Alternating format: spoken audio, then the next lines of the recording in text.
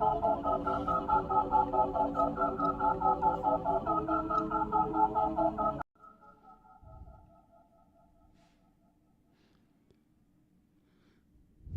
right, guys. Welcome, everyone. Happy Friday. All right, let's get after it. Let's get this going. All right, so hope y'all are feeling good. We gotta feel good. Gotta feel good to crush it today. So let me get this moved on over. All right, what's up, y'all? Okay.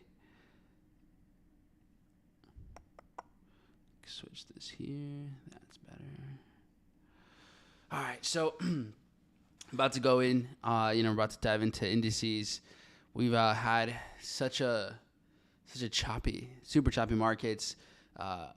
Very volatile. So it's been good. More movement, no more ranging. So we want that. Honestly, it's really good. But yeah, let me know, how's the week been for you guys? There's been a little dollar news. So is that good, bad for you all? And I know we're plugging in from, looks kind of all over the place. Yeah. And which is pretty usual. We don't really have a concentrated area here. We're everywhere. We got Texas in here, Utah, New York, Colombia. ¿Qué tal, chicos? ¿Cómo están todos? Pónganme aquí unos 9 si se están conectando. Hablo español. Díganme, chicos, ¿dónde están todos? Look at Mike, so inspirational. That's hilarious. What's up, Steven? How are you, man? ¿Cómo estás? Joe, Belgium, Cody. You still in Florida, bro? Kaz. So we have some Chicago in here. Okay. Indiana, Midwest. Yaneth desde España, conectándose. What's up, Gio? ¿Qué tal? Puerto Rico, Oklahoma, Colombia. A 2R for the week, break evens. Okay, nice. Unos 9, Argentina, Puerto Rico. What's up, Nico? Omar. Activo, Jalisco, Mexico, Polonia. That's what's up. Saludos. There we go. Okay, so let's dive in here. But let me know what did you guys trade this week? Was it a normal week for you? Did you struggle with anything? Did you guys trade maybe more currencies, more metals? I think metals are kind of boring this week. For me, it just looked like Woke up to TP hit on GDP odd sells. Very nice.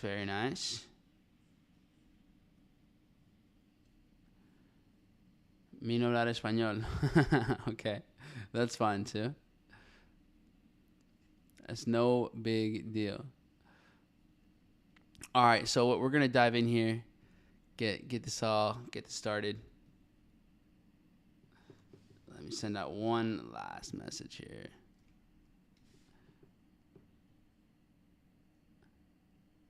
All right, cool.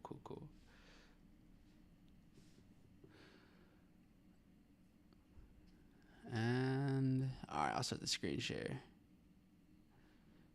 Dow only 4 trades, all hit stop loss in profits.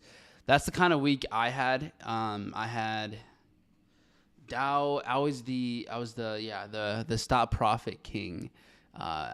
Basically break even. ¿Cómo están todos? Mike, what are some key points you should have in your trading plan? I have no idea, bro. I just wing it. I don't know what I'm doing. Nah, the key things, one, you want to have some sort of process before you start to trade. Something that gets you in the right state of mind, psychologically and energetically, before you do anything. So that's the first thing. It doesn't have to be crazy. It doesn't have to be long. It doesn't have to be like a cold shower, meditation, whatever. Like it just has to be something that puts you in the right state. From there, you want to make sure you have a consistent risk plan. So something that, like a specific risk that's built out of your own experience, your own tolerance. It might be one risk profile, maybe you have two, depending on if it's a different type of entry model. Depends on that. You want to have an exit strategy. So, and well, multiple. One exit for your loss, like how do you lose, and then another for your wins. That can be something that's a fixed. So 2R, you're done. 3R, whatever. 1.5R, you're done. Or you have something more variable where you're kind of exiting based off of the market context. That's a bit more advanced. So I think that is amazing. Probably, in my opinion, can be the best, but it requires a lot more skill and less emotional attachment. You want to have an entry model. Minimum. Honestly, I think most people can just do one. Well, again, with more experience and more evidence, then you can kind of add a couple other ways that you look and enter the market, but master one. And then have two more things: trade management rules, and then a documentation process after you're done. You have those things aligned, I mean, you're on the right path from there.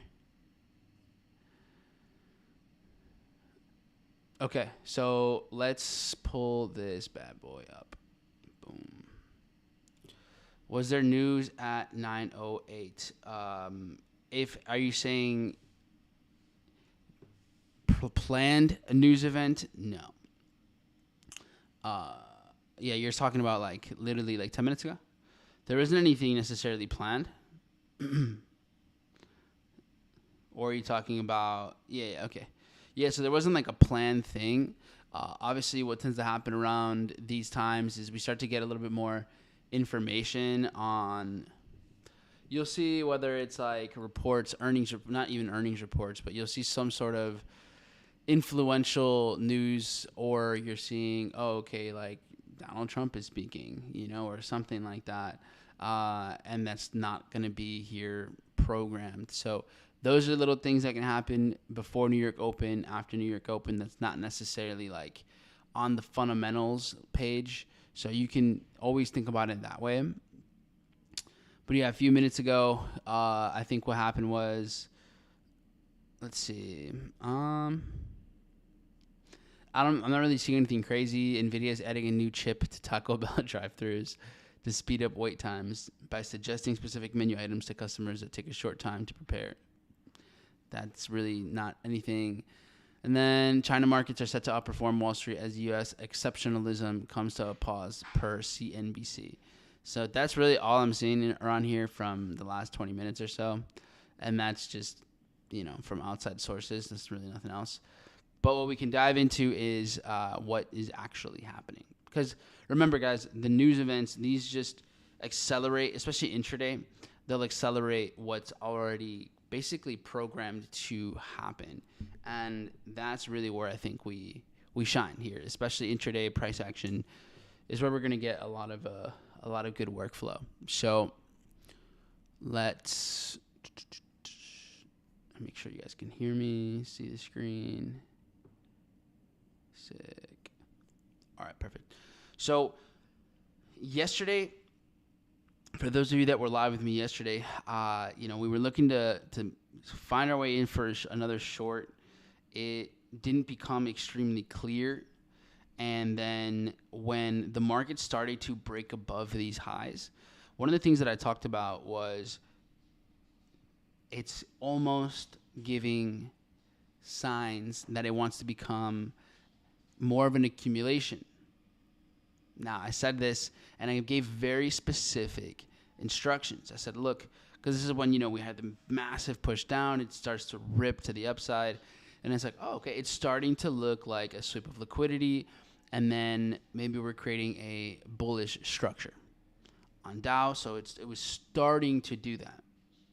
And one of the most important things that I always say and I make sure that we keep in mind is don't let your mind fill in the rest of the blank. Don't let your mind convince you that something is ready before it is.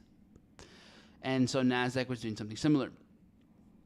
And I said, look, what we want is, this is at least how I approach the markets.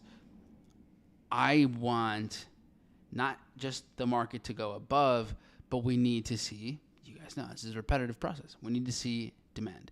This says, Cuando estaba hablando de esto, remember, demand, that's what we want. Ayer cuando estaba hablando de lo que podía pasar en el mercado, era que parecía que era una captura de liquidez y podíamos tener altos más altos. Pero necesitamos demanda, no solo que el mercado esté por arriba, pero que tengamos compradores consistentes en estos precios. Eso no sucedió. So since we did not have demand, it was spiked up and came back down. Like, what is this? Is not. There's nothing. This doesn't give us bullish structure. I mean, think about the word. It's structure. There is no structure here. This is whatever the opposite of structure is, right? This is flimsy. This doesn't work. It's not sustainable. So, one, Dow doesn't even do it. So that's one sign. Doesn't even give you the higher high, anyways. And then Nas fails at doing that. So let's go ahead and think about things now. So we know that the market's still consistently bearish. Pretty clean. Hold on. Something's wrong here. You guys aren't getting the screen properly.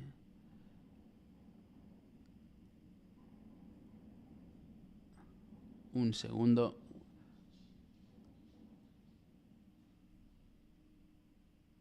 There we go. Okay. So we know here structure's been bearish. We go down the time frame and we can see some pretty healthy movement. This is good. This is like some of the best the market's looked on a Friday here in a minute. And so Friday or yesterday, we have the market push up here, create some liquidity again, one final move, and then it comes back down. So I like the sells on NASDAQ from here. This is where we start to kick things off before everything goes bearish. So right around here, this looks like it has a solid opportunity.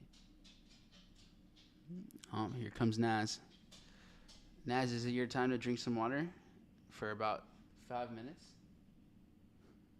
Or are you going to play with the bone now? So, for those of you who don't know, we got a dog named Nas here. She likes to be loud at this time. Hey, dude. Same thing with yesterday, same timing. We have Dow Jones. All right. Give me a second here to mark it up.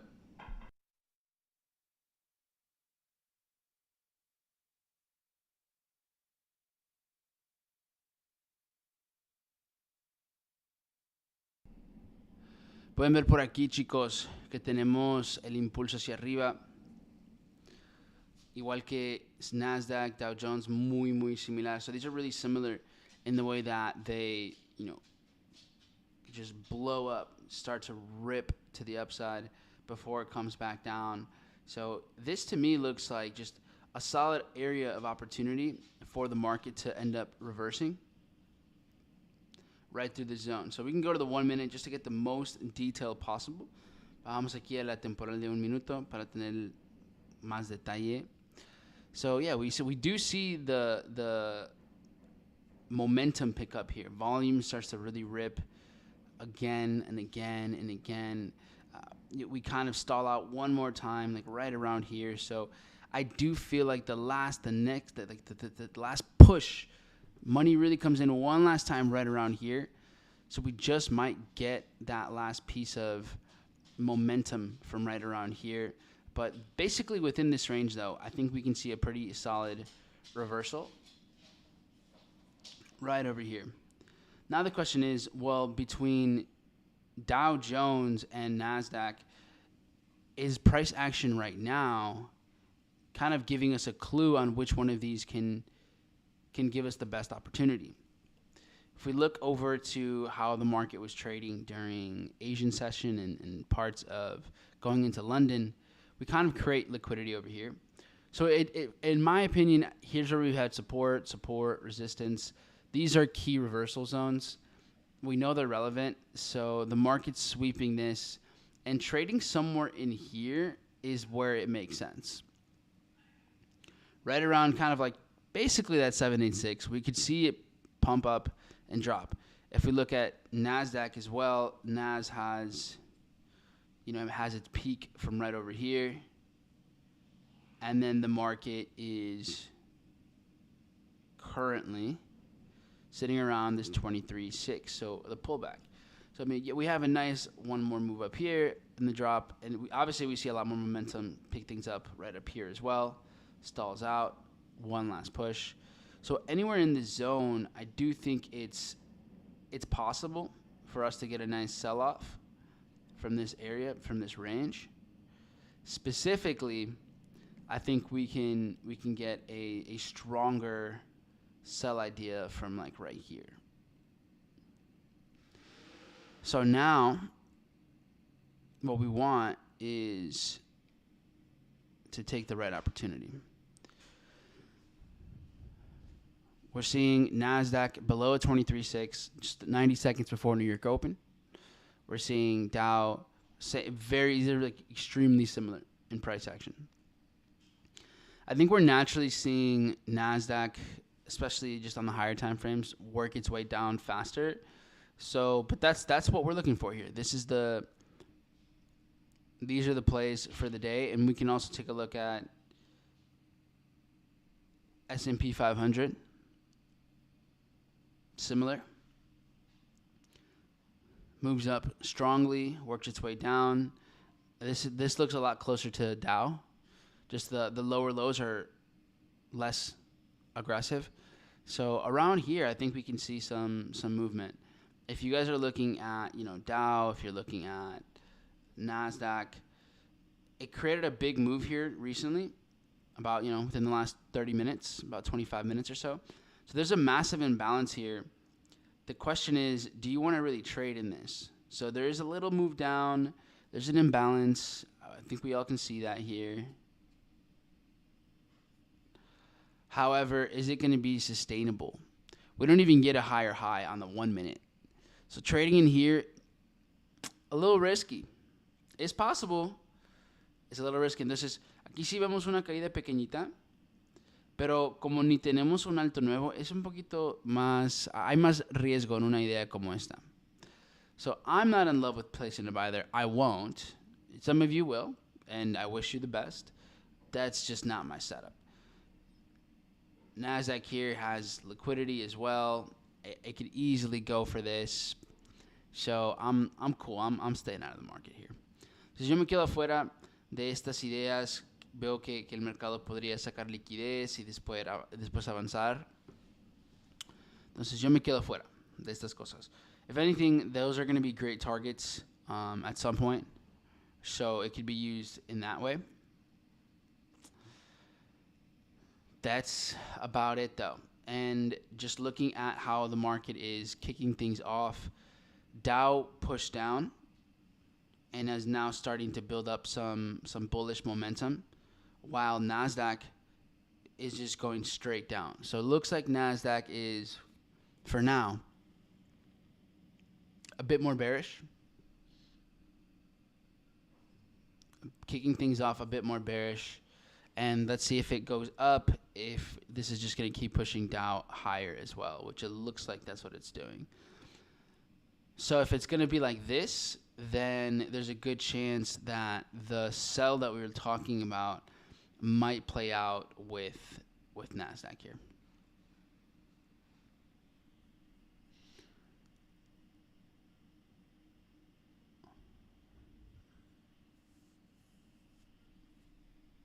So let's see how it all comes together.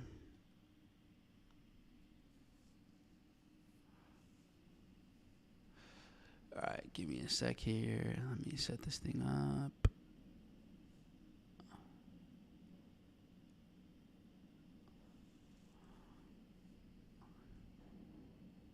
Okay. All right, so we got this bad boy set. I think the sells, the sells is basically what I'm leaning at. So you see how Dow has been moving, or NASDAQ is moving down aggressively, and now Dow is working its way back down as well. So we're seeing this. I mean, you have a 1 minute change in structure, I guess, here, you do see this. So if you're feeling it, I mean, go for it. But I think it's pretty risky at this point in time. Let's say Nas clears this liquidity. If we're seeing Dow Jones bullish, then maybe then, cool. Like if this clears Nas the lows and then that sets up Dow, then I guess this could be something that you could take a shot at. But again, I'm saying this is it's less probable because we just don't really get a lot of shifts in momentum. And we've been bearish. So there's a lot of momentum going against you, just overall. All right, so where is this thing?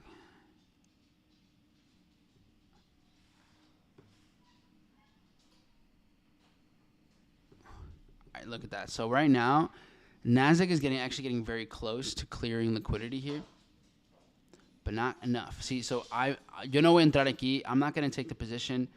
It could play out, but it's not really worth it to me. Nas right now just cleared liquidity, so maybe Dow would survive in here. Maybe it would just hang on, but it's just not worth it to me. And look, right now we're basically at lows right there. Look at that. Meanwhile, Nasdaq just cleared out the lows over on this side. And then S&P 500 actually holding best between them all. S&P here holding it down. So maybe S&P wants to do something interesting over here and make something happen. That just might be what has actual momentum here. So yeah, there you go. It looks like S&P was the one that held best, and that's why I always talk about, hey guys, we want to trade the lagging setup. That's really the one that has the best chance of survival, is going to be that. So, and even then, look how it broke through with Dow Jones. Look how it had to sweep liquidity first with S&P 500, and then now, or with Nasdaq and S&P, which also did get below these lows. So we saw a sweep of liquidity. This between the three indices held up best, which is great. So, like I said, there's a small chance it was going to work because of the going against the trend, but there was a chance. And I wanted you guys to be mindful because we had liquidity here with Nasdaq. Dow was just already deep in the zone, and then S&P 500 was kind of slower to work its way over here. And once Nas had the swept liquidity, that's when we had S&P here give us our setup. So this is just a signature example of at least my approach with the markets when we're looking at indices and we're looking at price action, which is just to see to wait for the lagging setup to take the position. So based on the way that the market's moving, what this sets us up for, at least what it seems like for me, this is how it feels. I think because we're seeing Nasdaq work its way down really more than any of the other setups here, I think we're going to end up getting Nasdaq up into this zone last. Now, one thing that you guys could think about, now that we swept liquidity, that's the first step. So are we going to see the market sweep liquidity and maybe set up for a buy? You saw it happen here with Dow. We're seeing it with Nasdaq. So, because Dow right now is running a little bit more bullish than Nasdaq, it's about to break this high.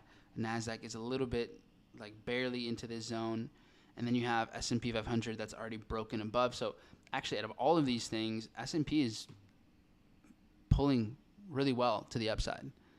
Anyone here take a position on S&P or maybe a wider stop on Dow, and you guys are letting this run right now?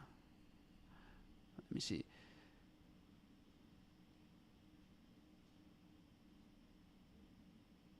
Seeing US30 as liquidity on the 1 hour with the institutional candle you have pointed out. Seeing US30 on the liquidity on the 1 hour. Oh, hold on. So you're saying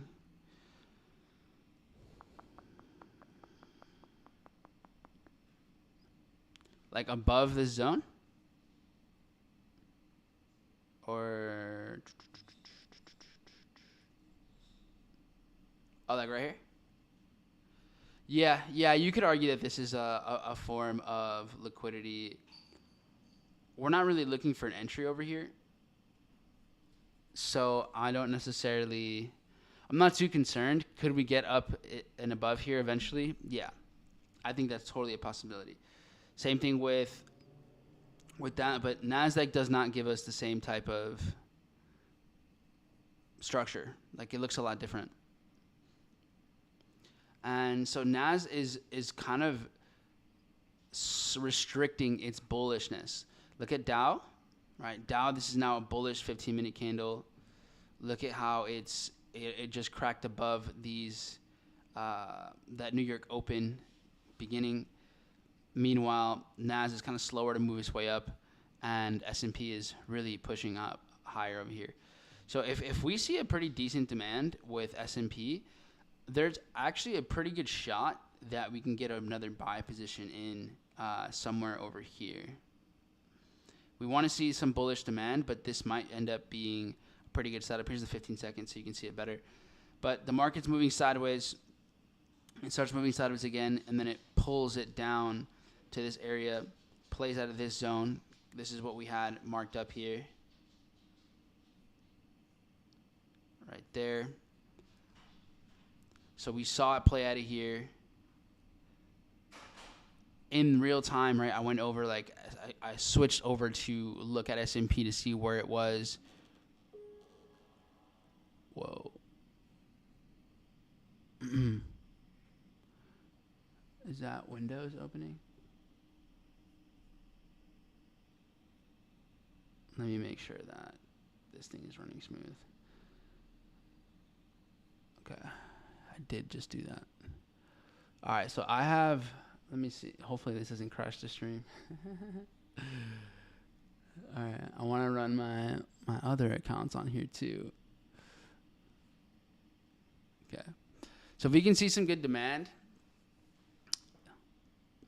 hold this up, especially if we get higher highs here, then this buy might be a pretty good play. NAS starting to push. And now Dow's chilling out. Huh.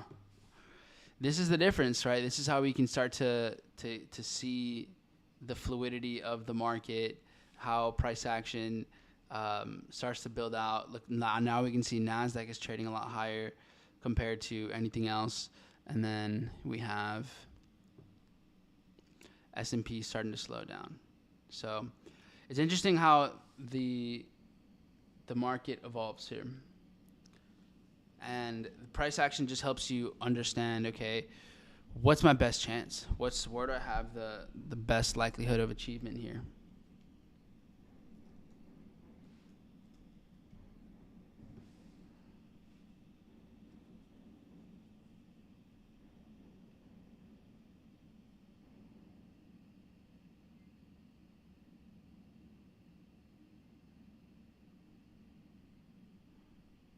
Okay. What's up, guys? We got 100 on here. Do you track the EV of your system? Expected value? Yes, you have to. You have to, and you, when you're tracking like what you're looking for, like what's your expected return, you want to have enough of a sample size. Like you want to give yourself a wide enough so that you are not just focused on like one specific moment. So, for example, if I was tracking basically my my outcomes here for just March, then it'd be like, this is good, but it's really not that great. But when we keep in mind, let's say the last 6 months, which includes some, outside variables, which gives us perspective on a couple other things that have happened, then you have a better perspective on your entire system and how does it work in bullish conditions, how does it work in bearish conditions? Just like what's the overall range on it. Buy area 195592. Okay, well, yeah, I can take a look at that. So when you see those big mitigation zones like that on USRD, how can you tell if it has mitigated or not? You can see the way that the market had reacted to it. So, for example, with Dow, and right now, look at how, now that we've seen New York open and we're about 12 minutes in, Dow now is kind of slower, lagging behind. We can tell. So check this out. Dow here built up a whole bunch of buy positions before it dropped the market down. We don't really see a lower low. We don't really see structure, create anything new. And then when the market gets back to this area, we're ranging, we're consolidating, building out liquidity. You do see the market start to drop, but when does the money come in? No, I tried really one main system. The money really comes in during New York open. So there's specific types of liquidity that comes in at that time. It's like when you have, let's say, a news event, an Australian dollar news, and that pumps the market. Well, what's going to close that up? It's going to be more Australian, like money for specifically the Australian market. All right. Excuse me. So Dow is melting right now. And that's pushing NASDAQ, barely pushing NASDAQ down. NASDAQ's like, I'm not going down without a fight over here. I'm going to go ahead and just clean this up for the sake of that. So even though, and obviously you guys, we saw the big spike down here with NAS over here. The issue with getting there's kind of two ways you can look at this right now. One, the market did spike down into this area. Like here's where it kicked things off, right around here. But we don't really get higher highs. We don't really see.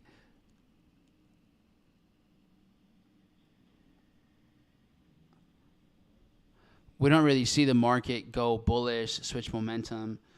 We just saw it wick down, go back up, and come back down. Now, the only reason this one might honestly play out is just because Dow has already been insanely bearish. Like Dow melted through and is pushing this aggressively, getting into filling these higher time frames. Like, look, right now Dow is on a mission to fill this gap. So Dow is looking to fill this out. Meanwhile, NASDAQ is trying to go down, but very minimally. So it gets back into the zone. So is this the most ideal setup? No, we don't even have a 1 minute breakage of structure to the upside. But if we compare NASDAQ's bearishness to Dow's, it is not even close. Like not even remotely close. Dow is dying. And NAS is like, all right, yeah, I guess I'll drop a little bit. So between that and then we have S&P, NAS could be a play, but I just don't want you guys to. I want you to understand that it is a low probability setup for that to play out properly.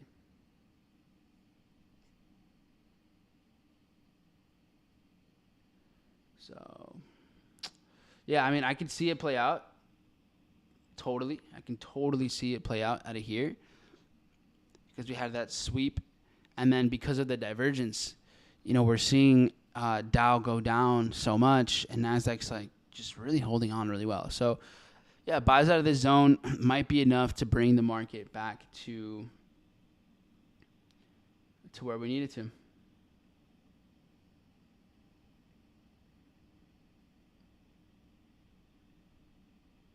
So, yeah, buys on NASDAQ could make sense.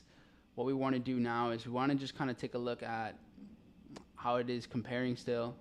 to Dow. Chicos, aquí podemos ver Dow ha sido super bajista. There you go. Look at that. So Dow's just been having a hard time. It's been going down, and then NASDAQ, meanwhile, is holding up pretty well. So that's why, as I'm saying, there's a chance that these could play out, and these are taking buys. Is this my signature setup? No, but having awareness and understanding of divergence in the market, price action, you're able to make these differentiations between, you're able to not make the same mistake, because you could have just taken a Dow Jones buy. You go, oh, look, it's up liquidity. Let me just take a buy here. But because you're seeing a massive difference between the assets, that's your heads up. That's your like green line. That's like, oh, actually, we might just be okay here. We might just get away with it. So just something to think about for as you guys are moving along, moving forward here.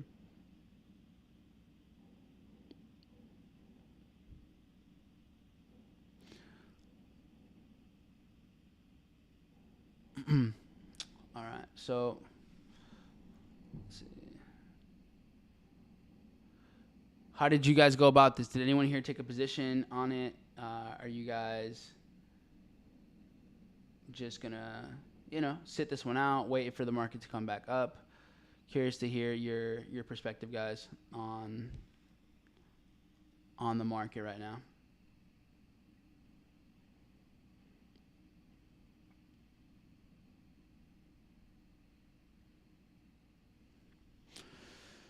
All right, so let's see it through.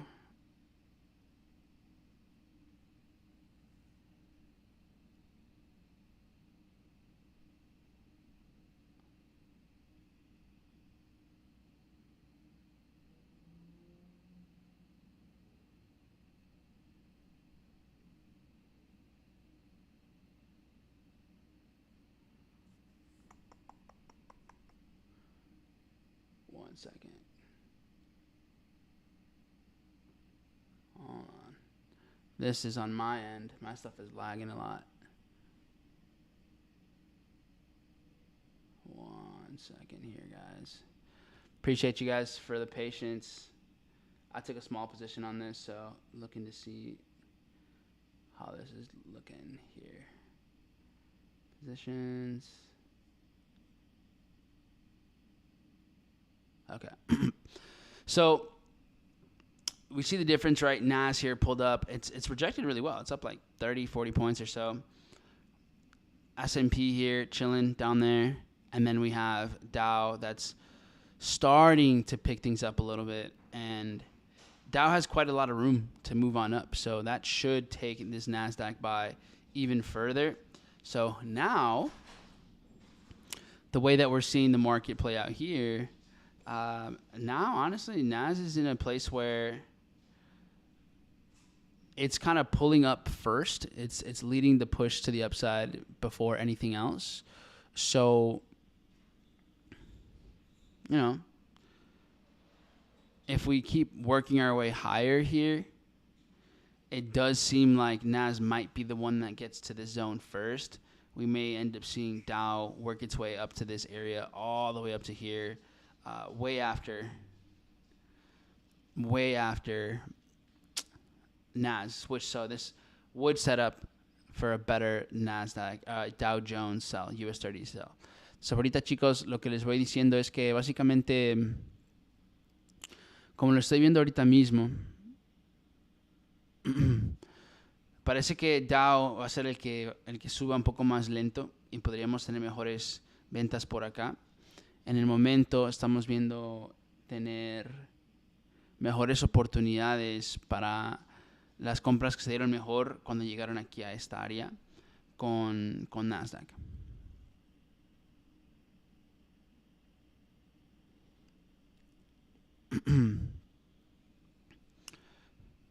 Y aquí ya vimos la reacción una vez. Esto regresando por estas áreas, ir debajo probablemente nos indica el fin de de esta operación. No sé si va a realmente sobrevivir. Si de aquí sigue subiendo, pues muy bien. Si no, pues ya, lo dejan solo. So with this type of movement, having your stops below the previous low here, this already rejected really well. Like you saw, definitely money came in here. So I wouldn't necessarily like keep forcing this idea to work out or anything like that.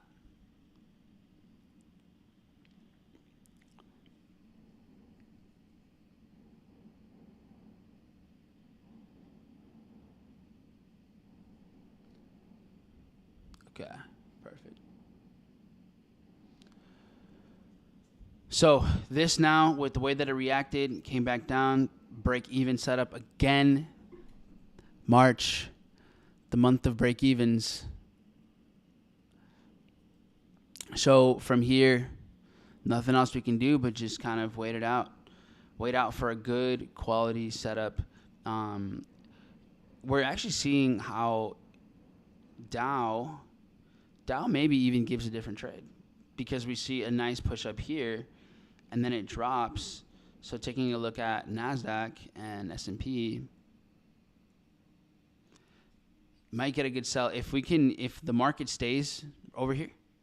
So let's say we stay just trading bearish, just like this. Maybe it goes lower, whatever. Then we honestly might get a good sell in this range as well to keep this going. And we definitely have just more room because we have this here. So look at how Dow has now filled the majority of this gap. This is solid. This is showing like, okay, on the higher time frames, is Dow Jones done dropping? It could be pretty close. It could be already. And it also, we got back to previous structures, these highs over here.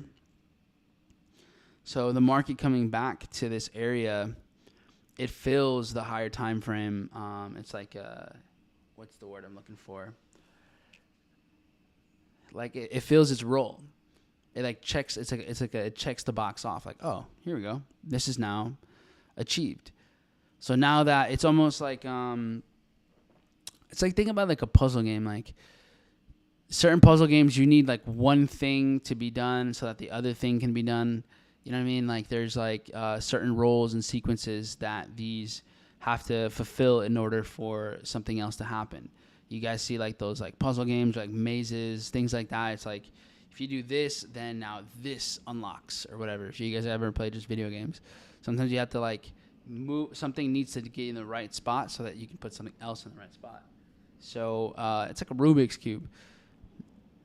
Dow is now filling this gap successfully. It can play out of these zones, these structures, but the question is, okay, so do you want to trade Dow since it's been the most aggressive to the downside, or is there something else, right? Is there another opportunity that can give a trade here? So for example, as we were looking at NASDAQ here, we saw the big sell-off over here, and then we saw the market kind of reject this, come back up, worked its way back down to the imbalance right over here. So, you don't have to trade right now. You do not have to trade right now. There's not, like we're going against a lot of momentum. However, if Dow does finish moving its way, the higher time frame, things that it's doing, it's filling, and we see a shift in momentum, then it's like, oh, okay, since now this imbalance down here is filled, maybe we do see a complete reversal, and now we're in a better position to take buys. So whenever you see the market working its way down like this on the 5 minute, on the 15, let's say whatever, it doesn't matter what time frame really. But when you see it going in one direction, it's going, and you have this phrase which is like, oh, you don't want to catch the falling knife, right? Like, oh, that's not where you want to be. So when you have something like that, I think the important thing is to realize, am I just getting in because I want to catch the bottom? Or is there a specific motive for that? Would I buy US 30 right now? Dow Jones? No.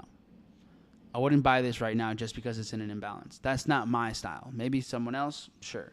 But it's not my style. Because I like to get in when I can clearly tell there's money that's going to join the market here. Like there's big money that they're going to just throw money at this thing. So that's why I like buying where we saw like big sell-offs or massive buys. That's why I like taking positions. Now, is there an order block right here? Absolutely. The market goes crazy, starts pushing up and stops. This is luring in sellers.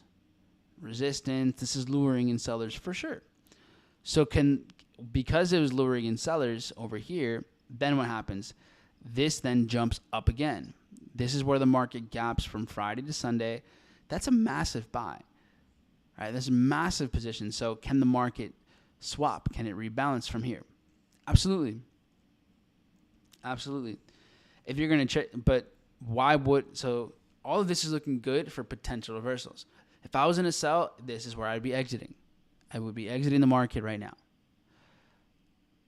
But I'm not. I'm not in any sells.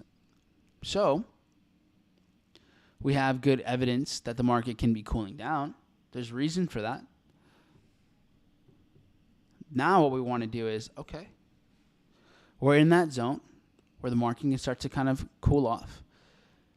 Is there any sort of pattern, not even pattern, is there any other context, narrative that could give us a better idea? Can we get a different, a buy scenario here somewhere? Is that possible? Well, we have here, right, NASDAQ's still somehow where we've seen support in the past. It's holding this down. It's like, yeah, this is the setup right here. So it's holding it down really, really well. Will it keep it, though?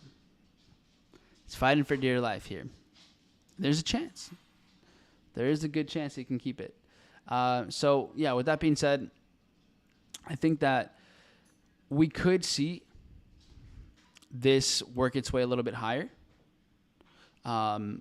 But before we do any of that, we want to make sure, oh, wow, that was a massive move. So next hour starts, and there we go. We see the big spike down. Okay. So what is this showing us right now? Look at this. Dow goes further down. We still don't have any proof, but it has fulfilled the higher time frames. So we're seeing imbalance gaps filled out, perfect. Higher time frames are showing us good signs. But we don't want to buy Dow because it's the most bearish. But NASDAQ is switching it up. NASDAQ also pushed down, swept a whole bunch of liquidity again. And NASDAQ here, if NASDAQ now goes and gives us higher highs, if we start seeing a shift in momentum, now this could be a way better trade. Now we got the liquidity sweep. Now we got all this movement. So now there could be a trade. Doesn't mean there has to be, but there could be. And so we wait for that. Now that's with my entry model. My entry model is you need a sweep of liquidity. We establish bullish structure, and then we wait for the market to come back so we can catch a mitigation. For others, it might be, okay, you see a liquidity sweep. In this example, the market comes right back up and right back down. So you go, oh, break, retest. Is this just luring in? Buyers? What's the intention behind this? Is this going to hold this as a point of demand? So that's a different type of entry model. And I think that could be the case today. This is here creating demand. It's almost like luring in sellers, liquidates buyers, lures in sellers, comes back up, break, retest, lures in more sellers, and then this could rip. That's a possibility. But that's less probable than other types of setups that we've had in the past. So this type of trade where you're kind of like, oh, this is just luring in sellers one last time before it goes up, this one wins a little less often than my mitigation play. Now, for those of you, if you're, let's say we compare this to Dow again, well, look, what are we seeing now? Now it's shifting. Now Dow is starting to give us more bullish momentum, while NASDAQ is kind of just chilling here. See how there's a difference now in structure? Look how momentum has totally shifted from what it was before.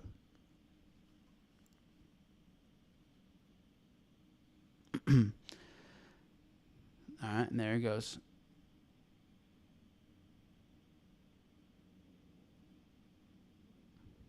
So now look at the shift. Look at the change. We have the spike down here with Dow. Big spike down. So clearly massive. Another last round of liquidity sweeping. Now we want to see is, okay, are we going to see a bullish demand? Are we going to see higher highs? Entonces miren chicos, básicamente vimos la captura de liquidez. Ya Dow llegó a niveles de temporalidades mayores por aquí. Llenó imbalance, llenó el hueco súper bien. Aquí hizo otra última ronda de capturar liquidez. Y ahora está formando este movimiento hacia arriba. En este momento queremos ver, ¿va a confirmar aquí la tendencia alcista o será que esto simplemente sigue igual? So, looking at this now, we quickly spike down and come back up. We start to trade above here briefly, right? Not for too long. So I'm not fully convinced quite yet. We're really not getting enough bullish momentum, bullish demand, so that this is, in my opinion, just a clear buy. Not enough for me.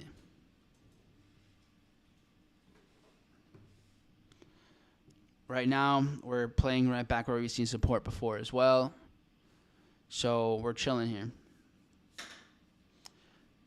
My preference would have been that we start trading above, we confirm bullish demand, and then we come back to take some sort of buy positions. So, yeah, I don't want to necessarily just force my way into this because it's like, oh, it's been falling so much. Let's just see if we can get a trade in here, catch a move. So I'm not totally convinced quite yet. I'm going to wait and see if we have a better shift in momentum. And if we don't, then cool. We're just going to keep waiting, and we'll just see if the market ends up giving us a better trading opportunity over here. Because at the end of the day, since we've been going with the momentum, sells are better positions. We've seen that time and time again. So could we get a play right here? Like this. You see, this is right after New York Open. Market comes down. This buy right here, this is what ends up luring in tons of buyers. Plays off of these lows. Instantly a lot of like big moves. Oh, okay, it's all right, it's ripping. And then it just turns everything around. So right around here is where I think we have, especially after we've traded down here for, what time is it? All right, we've traded down here for like 20 plus minutes. This area is looking way more primed for sells.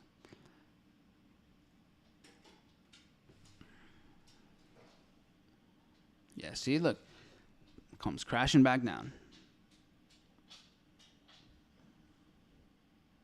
So, again, not enough confirmation. The power of patience. Como no había suficiente confirmación, tenemos que tener esa paciencia, chicos.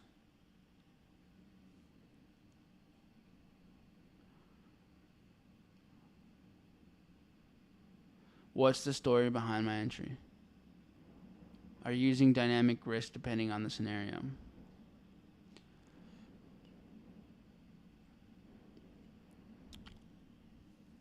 Definitely waiting for a better setup. Nice. Good stuff. Good stuff. Waiting for indices to go a bit lower to see if I can buy cheaper. That's an interesting perspective. I think the buying cheaper is a flawed perspective, because what is cheaper? It's just relative to supply and demand, right?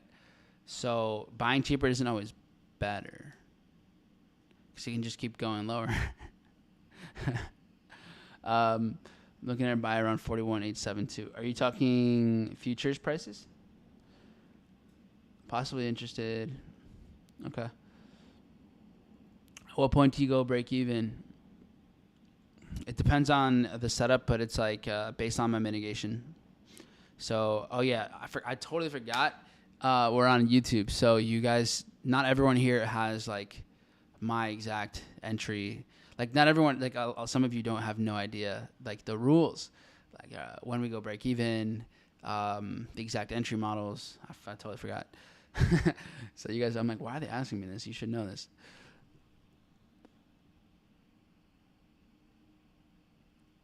¿Qué tal todos? ¿Cómo están, chicos? Preguntas que tengan, claridad que necesiten.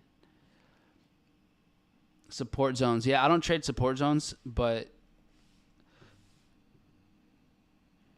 that's just me. Not that it can't work or anything like that. It's just we just trade different. That's fine. So the other area, and I want to zoom out here. I want to have the zoomed out approach with NAS and with Dow.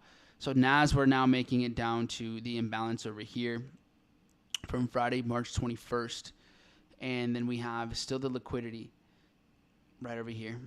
All right, this liquidity, I think I don't have an alert, but I'll have an alert here. So at some point in time, we should work our way down to here. Clear those lows, those March lows, get over there. What was cool with these sells is that, dude, we pinned the fucking top. Pinned the absolute top on this thing. If only we would have held this thing.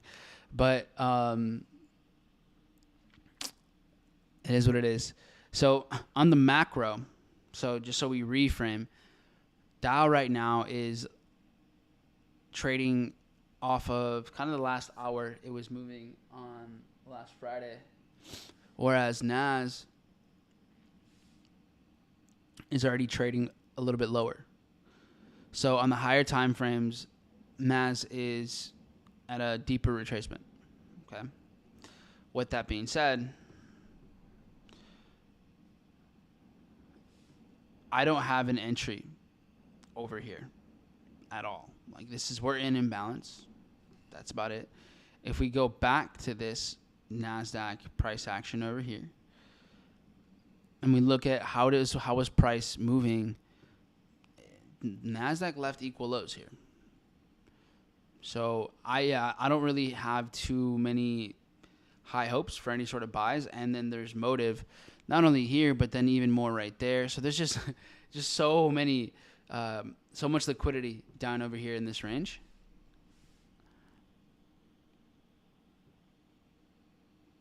All of these can be easy targets.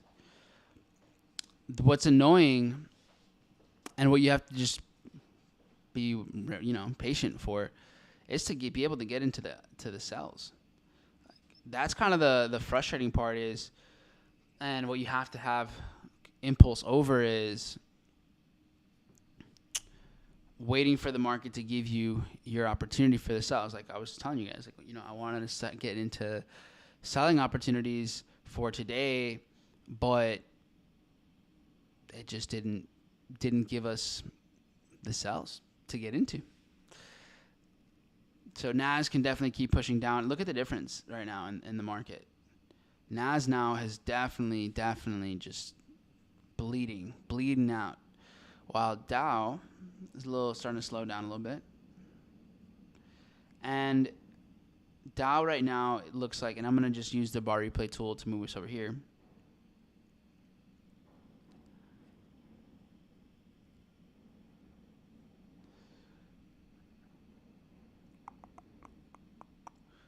Down. Currently, it's trading right around here.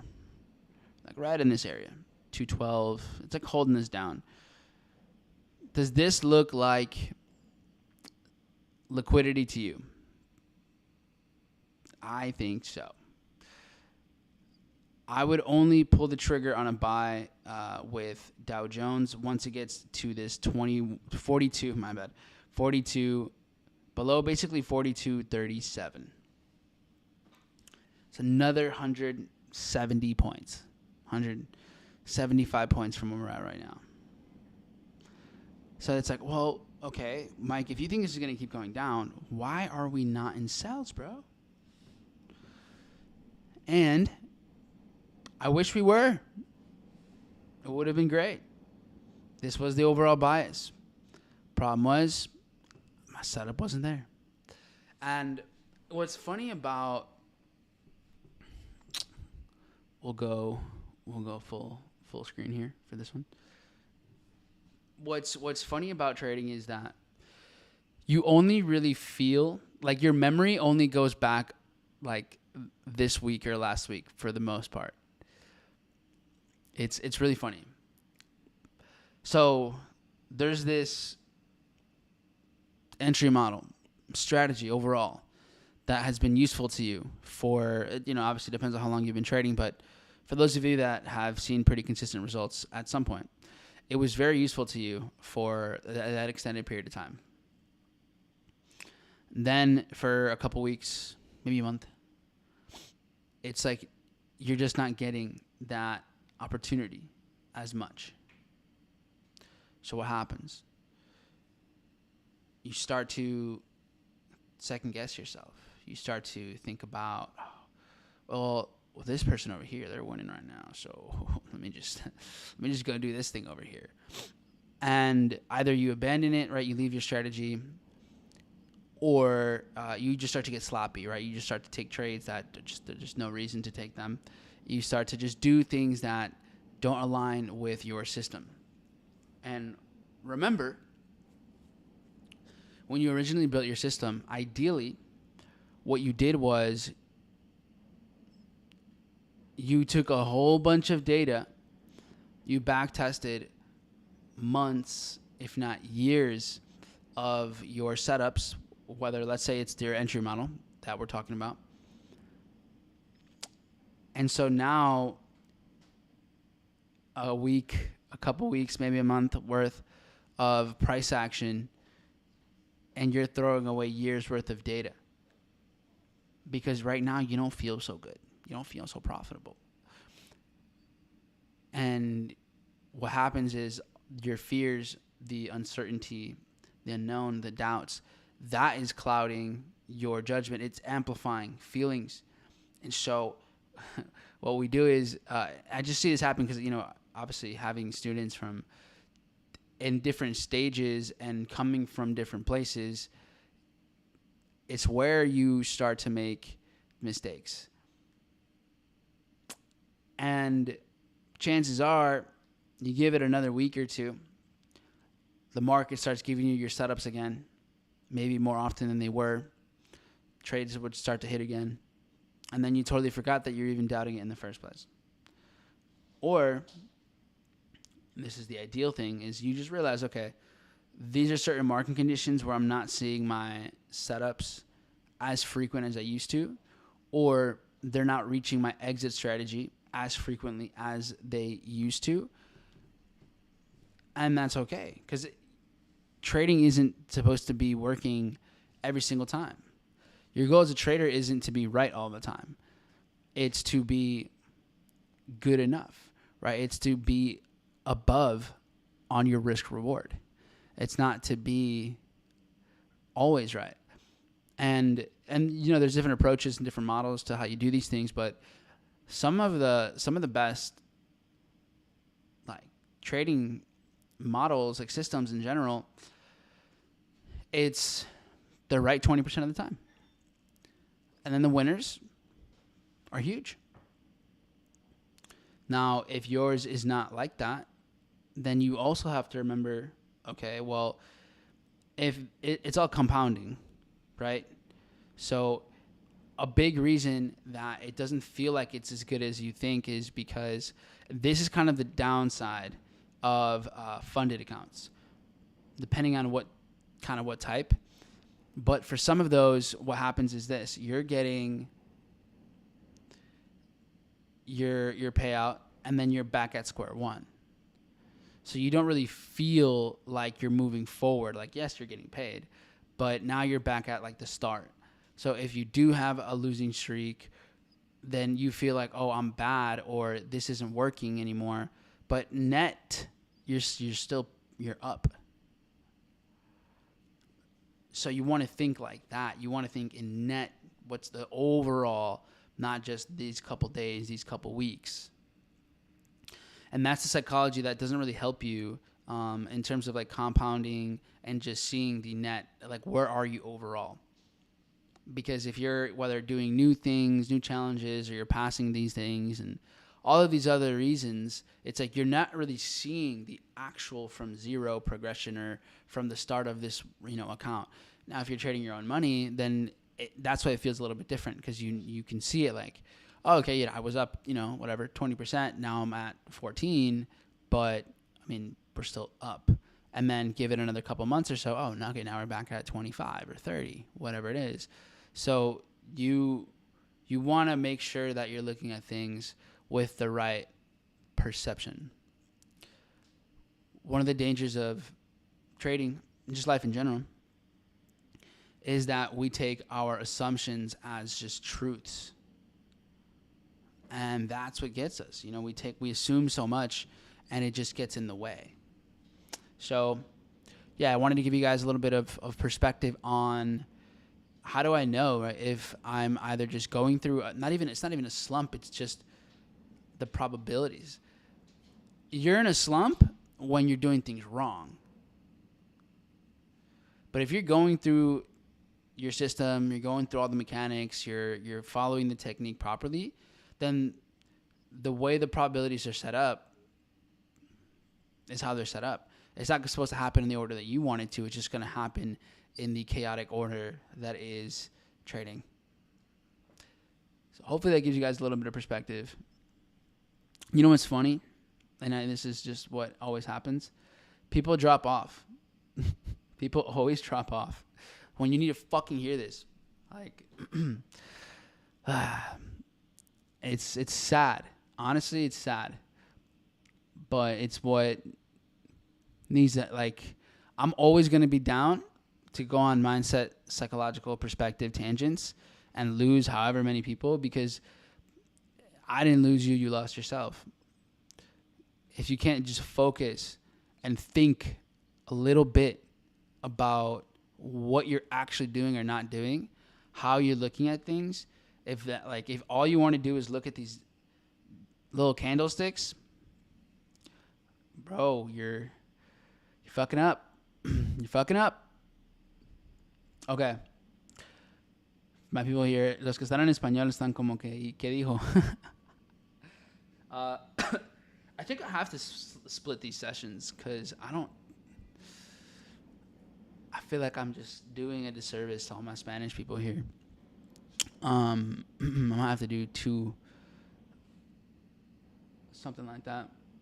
All right. What I'm going to do is this. I'm going to do like a 15, 30-second translation, and then we'll look at some other assets and see what else is going on. Entonces, chicos, ¿quién aquí todavía está conmigo? Habla español. Sé que aquí me fui puro modo inglés todo este tiempo. Póngame aquí unos 4 en el chat si están aquí en español. Pero básicamente lo que les decía era, tienes que reconocer, ¿verdad?, el tiempo que ves a las cosas. No, solo porque no se te está dando esta semana o estas últimas semanas, no quiere decir que no te funciona. ¿Verdad? Hay que entender que las cosas aquí no son... Cuando tú operas, ¿verdad?, son probabilidades. Ese es el juego. Son probabilidades completamente. Entonces, lo más importante es que tú hiciste backtesting sobre meses y años para llegar a tus estrategias.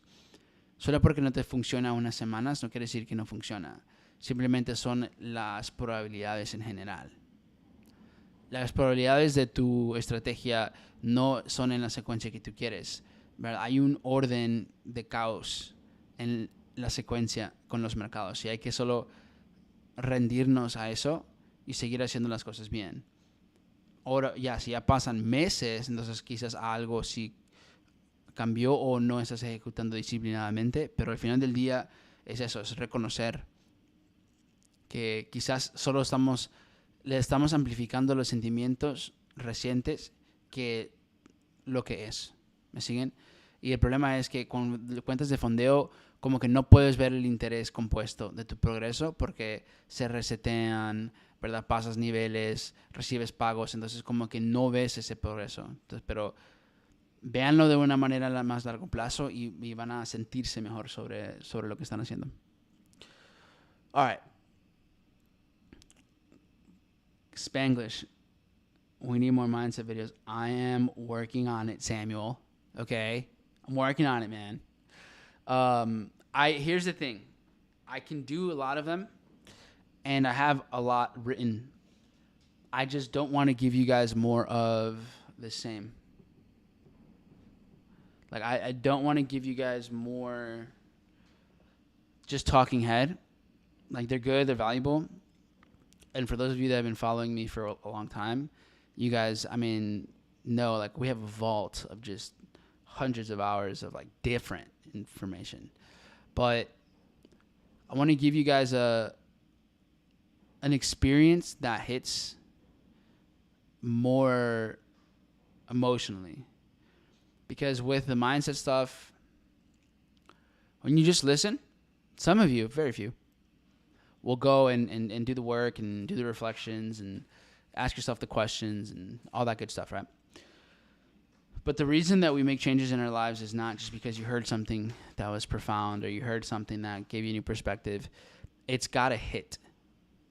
It really has to hit you, whether it's pain or whether it's vision, like dream casting. And what I've been doing the last couple of weeks has been basically formulating more of a movie, like something more storytelling based. That way that the lessons, they drive a different energy. You know, you don't just listen to, oh, that's interesting information. It's, you know, it's a whole, the sound, the visuals. Because, I mean, think about it. How many movies or TV shows have you watched, and then within 10 minutes, you're now invested into something you didn't even know about 10 minutes ago. But now you're like, oh, I'm fully invested in this thing. So I want that to happen for us, to be fully invested in our behavioral change, in our mental perspectives, in our emotional impulse control. And so going and just saying, like, you know, talking to you guys like this, like, I do think it's powerful. I think it's effective. But I don't know. I just want to do something a little different. It takes a little bit more work, but yeah, we're working on it. So cool stuff coming out soon. This Sunday, I have another video, guys, for you that's not going to be as cool as that, but it will be still valuable.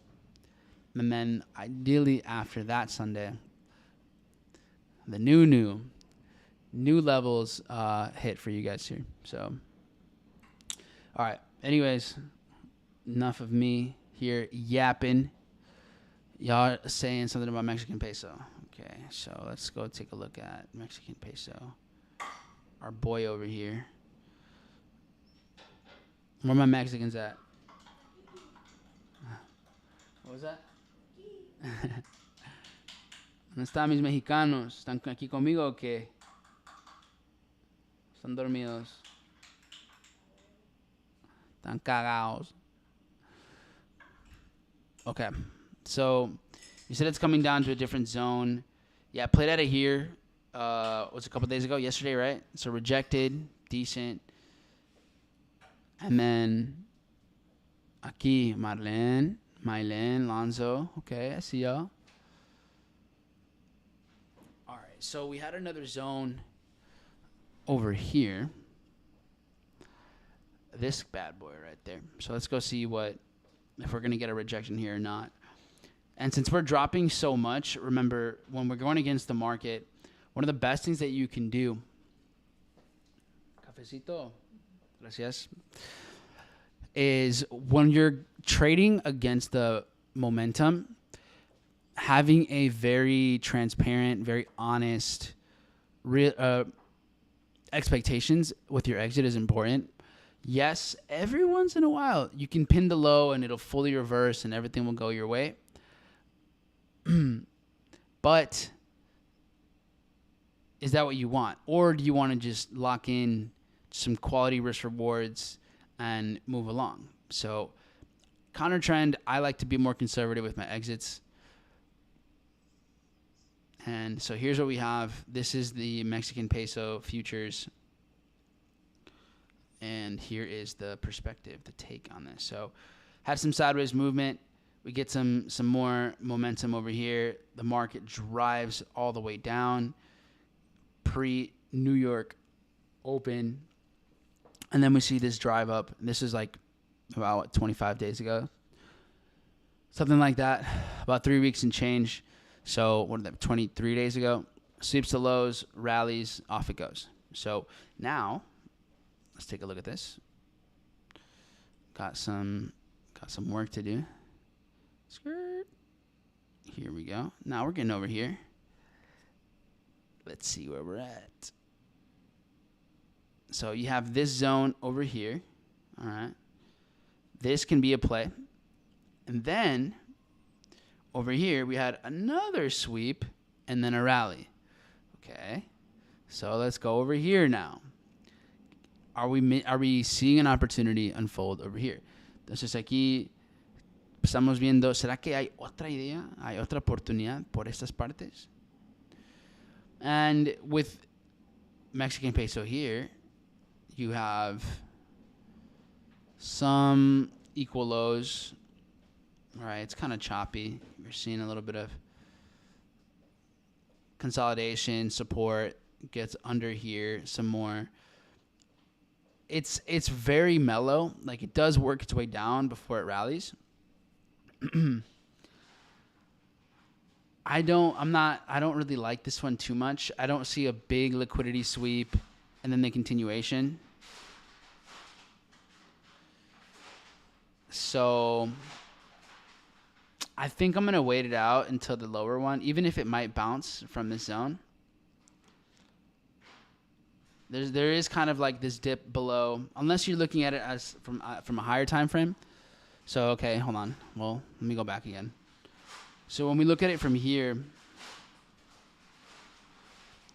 excuse me, you see the market from here drops, comes up again, drops, and then goes. So I see it. There's a reversal that could happen over here because this is like support for a few hours. Clears consolidation. One more dip down, and then it runs. So I kind of get it. But look at the difference in this movement. This is a massive drop. Big push. So I prefer this as an entry than this over here. And then with an idea like this one, we've seen some support over here. Probably take a position here. Go for maybe like a 2R. Nothing crazy. And then make a play. So I would rather focus on the entry here that's a bit lower. Let's see if we can get something here. Collect the light 2R. And we finally have the bigger drop there before it all rallies. So you can kind of see the difference in how the market is, like the aggression, the level of volume. Like here we had a big drop, fills in balance, it's gone. And then we got a 4-hour higher high, market traded up here for a couple weeks, and then we dropped down. So in reality, yes, you have multiple zones. Which one's the one that's most likely to give you a a big reversal, it's going to be the one in the extremes. There's still open money over here. So this can close this out, reverse. From here, now you may have a shot at a pretty good swing trade.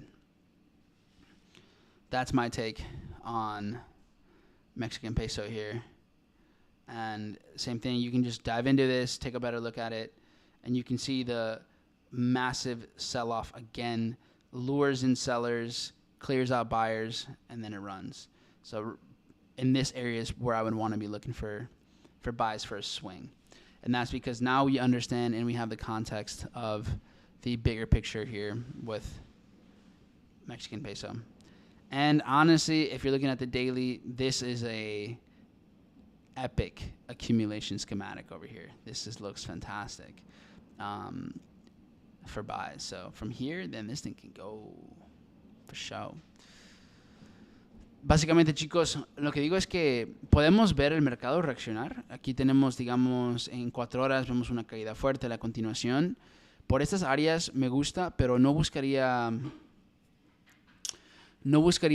como una salida súper larga. Sería algo más conservativo. 2R. Igual vamos a ver las velas, pero algo más conservativo para salir. Donde buscaría ya una idea que puede correr por más tiempo, tipo swing, sería ya en los extremos de esta estructura de 4 horas. Tenemos aquí, digamos, esta última caída que fue muy fuerte antes de la continuación. Por aquí es donde buscaría una reacción, una continuación por esta zona. Entonces tenemos 2 áreas de interés, una aquí y la otra más abajo. Con esta que está aquí todavía entre el medio, buscaría quizás salir quizás por acá, que nos daría tipo 2, 3R. Aquí ya sí buscamos algo más largo, más extensivo. Okay, cool. That's Mexican peso. AUD, USD, more consolidation, more sideways movement. Nothing too... just nothing really. NZD, USD, more of the same. Liquidity building up. Now, Euro is on a whole different mission now. And this is important. Look at how bullish Euro has been. Euro is actually getting really close to the zone that I had for a sell. Here's my problem, though, with this idea. Nothing else is this bullish. Everything else is more bearish. So the euro is just tanking. The euro is losing a lot of, or the dollar. Well, no, the euro is just getting a lot of strength, my bad.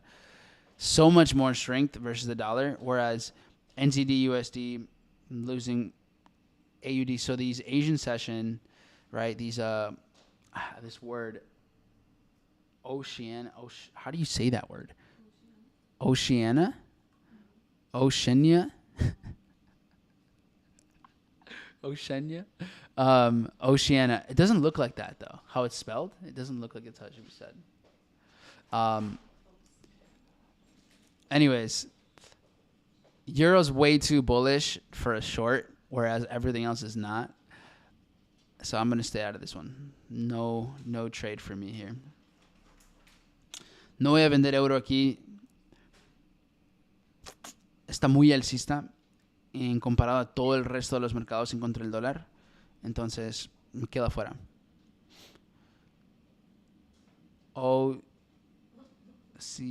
Ania. I'm over that word. We'll work on it later. Sonó en yen. ¿Soñaste en el yen? All right, so Nas, boom, sweeping some liquidity. Oh, big liquidity. Sheesh. All right, game time, folks. Dow Jones, Mac Jones.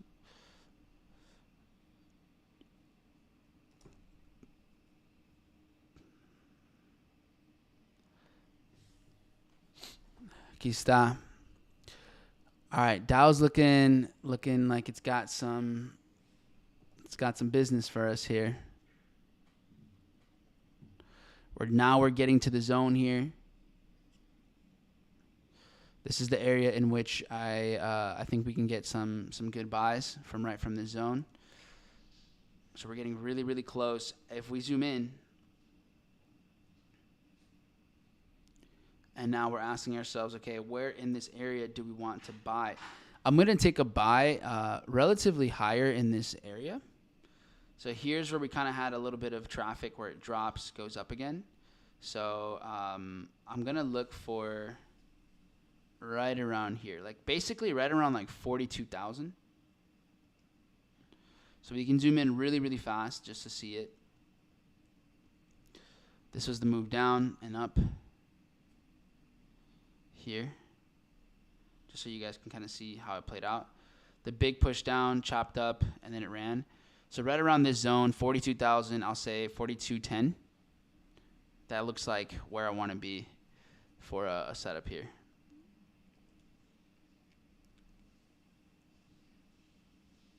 And then my stop's going to be below that move. So right around here. This is the play that I'm for. About 80, 89, like 90 points or so as a stop. For the risk reward, obviously we're seeing the last time we reversed out of here. Catch some of this imbalance, I'm down for. And then we'll check it out with other things, but let me go ahead and pull this up over here.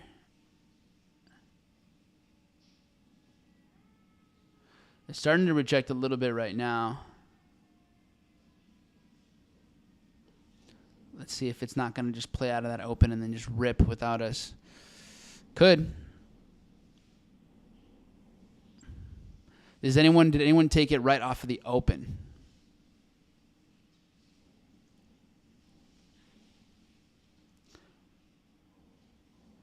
Chicos, ¿quién entró desde la apertura y quién todavía está esperando para que baje un poquito más para entrar? Cuéntenme por ahí.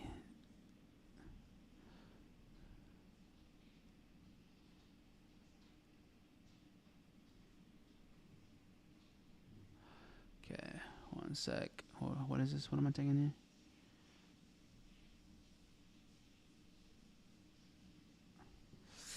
Ooh. This is this is already looks like it might be making its move. So this jumped about 115 points.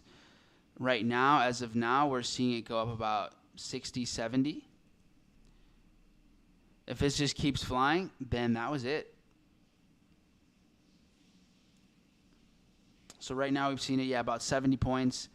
If this continues to rally, which it could, keeps going some more, then that would be the mitigation, which means that this is that's what it was going to give us, like minimum. That's what it was. So money came in, and it looks like that's the case. We'll see. Básicamente, si esto sigue subiendo, chicos, nos enseña y nos indica que esa fue la mitigación desde la apertura, le dio un besito y voló. Entonces, si esto sigue subiendo, nos confirma que sin embargo, ya entró el dinero y se dio.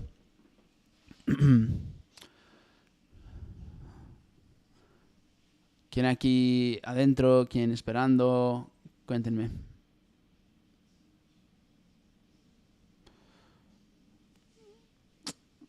Esto ya ahí. It doesn't matter that it is very bearish, like EURUSD being bullish. No, and here's why. Because Dow is the lagger.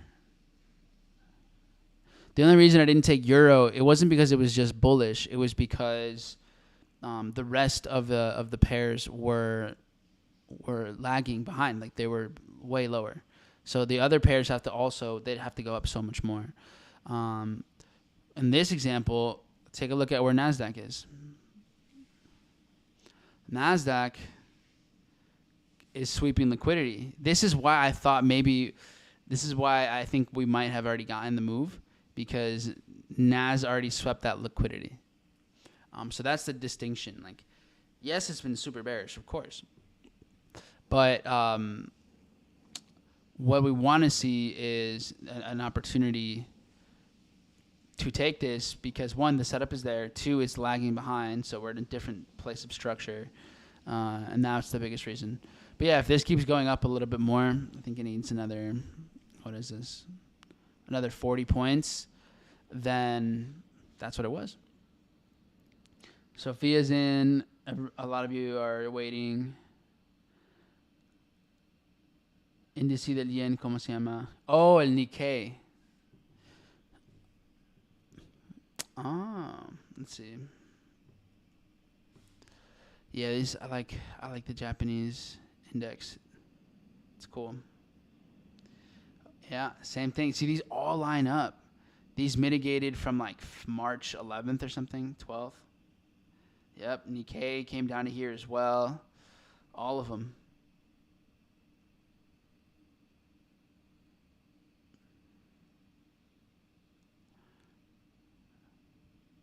See, JER 40 swept these lows as well. And then the Japanese index trading right around here. Actually, this one missed by a little bit. Maybe it goes down. That's 100 created equal lows.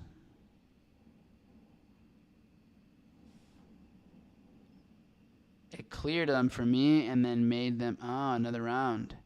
Yay, more liquidity. Okay, yeah, let's zoom in.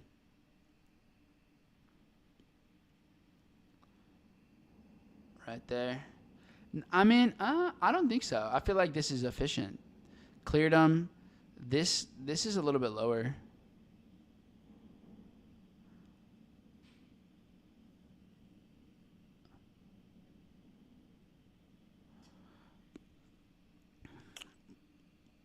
NASDAQ doing its thing, though.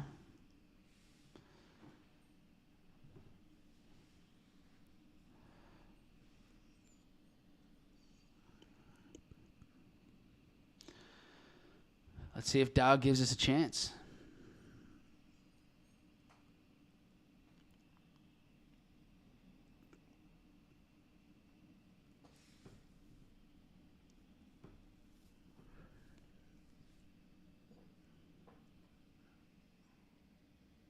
This thing isn't scorching anymore.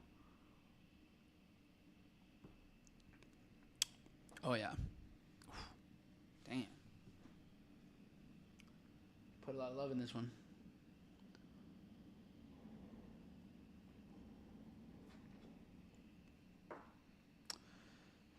Oh, yeah. That hits the spot. Okay, so, yeah, let's look at... So we were looking at a couple other things. USD CAD, etc.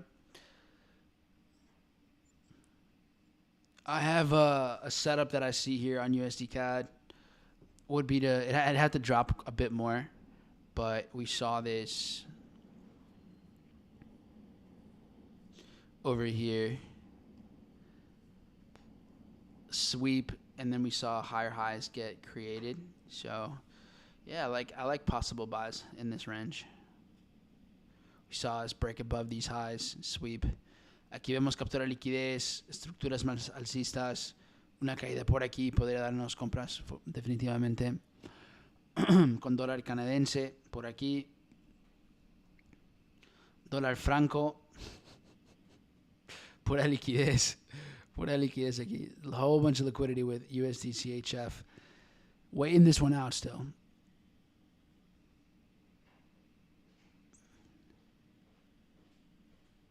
Right up there.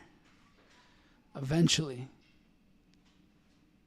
we might get something here. Hold on.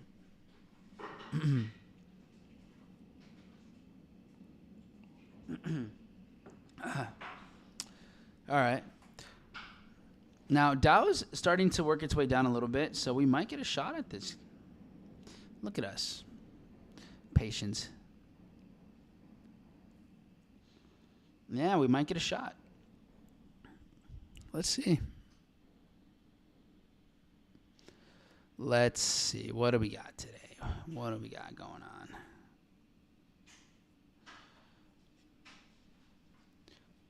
Back right around the open. Very, very close. This doesn't need to drop too much more. So,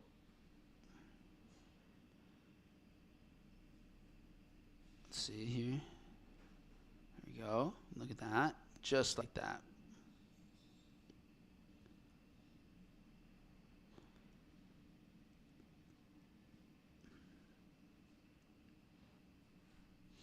Yeah, I think we cracked below one more time, right around here. I'm going to take a swing at it once it breaks down a bit more. I'm going to go just look at this again just to make sure that this sweep that I have here is mitigated or not, just to confirm. I don't want to, get us into like, oh, no, it totally already did its thing and we're getting in again and we shouldn't have. So we see the market drop from here.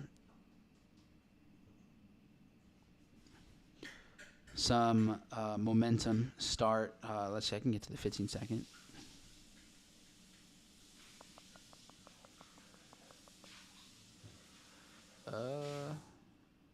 Yeah, from up here. Worked its way down. Another push down, which is like right around here.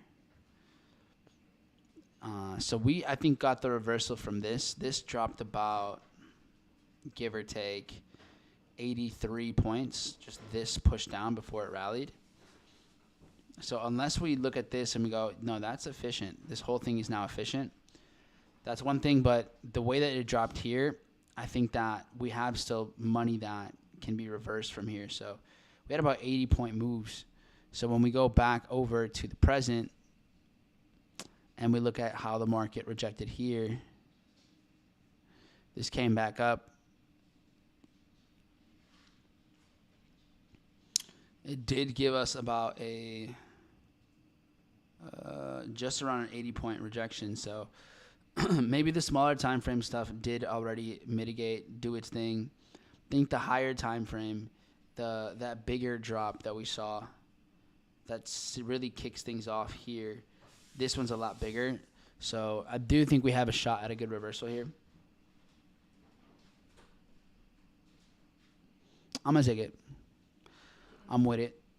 But I got to wait for it to drop a little bit more. It needs 30 points, 35. Nas is starting to slow down after it died. After Nas's death. Did you take anything today? No. So this one's just working, doing its thing, chilling. Nas starting to break under. You see how it's building up liquidity now? Making these support. Next week should be good. Next week should be great for some sells. Have a lot of different setups still, so that's good. About 20 points out from an entry, for me at least.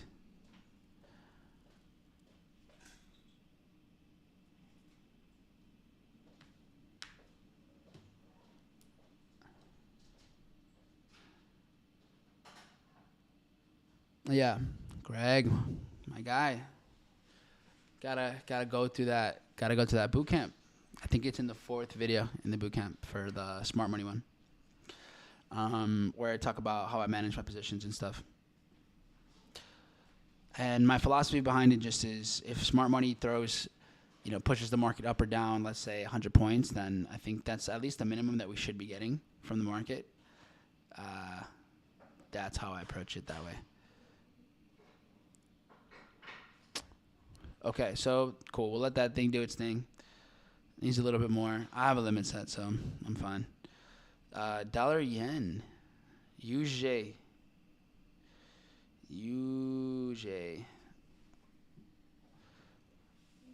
Played out of here. Look at this. Right out of this little thing. A little sweep. Little play.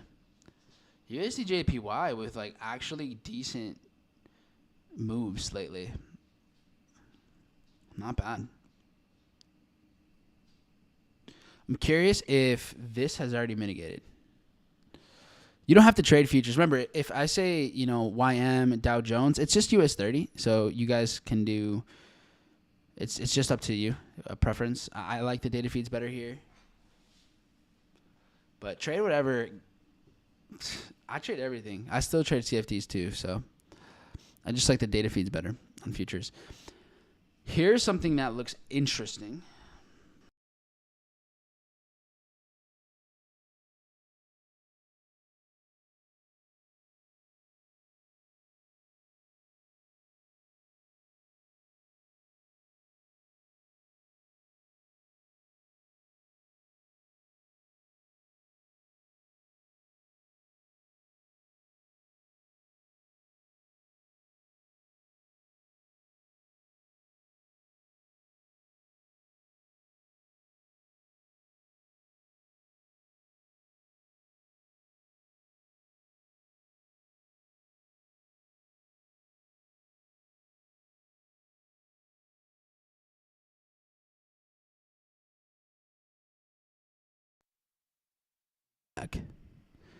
I'm back.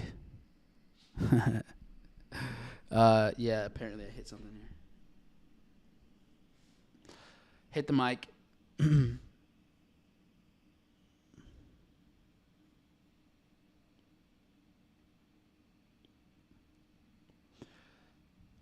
guys should hear me now, right?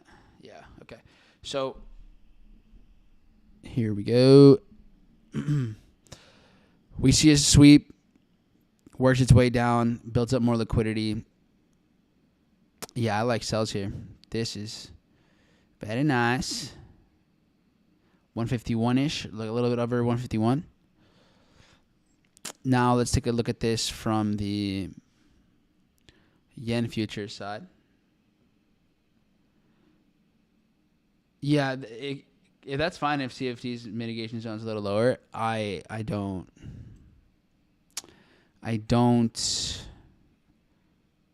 keep it in mind. It's not the most, what's the word I'm looking for? Like, it's not the most accurate for me. So you have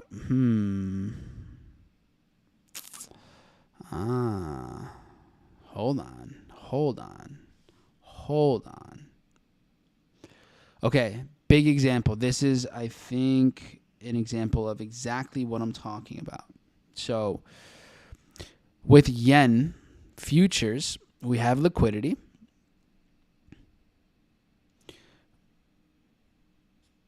This is why I have trust issues with CFDs now.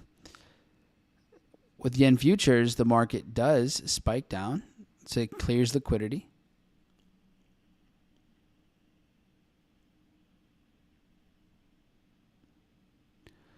Comes into the zone, it clears these highs, closes out the sell-off, and opens the buy. This is a very clear example of mitigation. Look at this. Look at it. This is why CFDs, man, scammers. So it doesn't look like this. Here, this has already did its thing.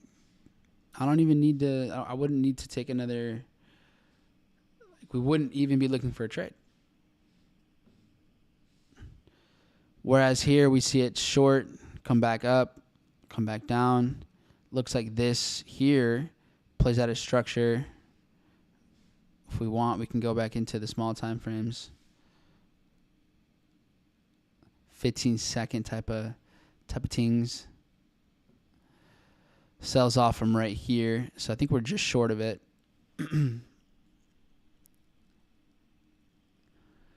Right here.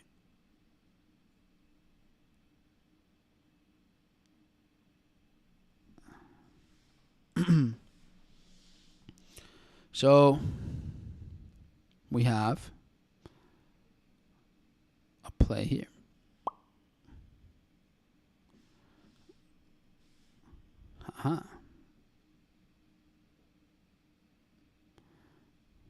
Instead, this looks a lot different than what we were seeing with USD/JPY. Very different. I'm going to come back to this. Okay, Dow Jones, Back down again. Is he going to do it this time? We're going to get the sweep. What do you guys think? NASDAQ now making lower lows. Perfect. This is good. This is better. Check it out. 20 points out from a nice little... I mean, it makes sense. It should drop into it. It'll probably go even a little bit into drawdown.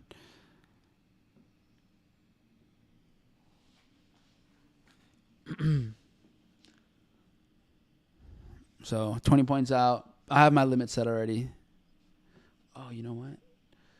Hold on. I totally forgot about this account. Got to pull this bad boy up. Go, go, go.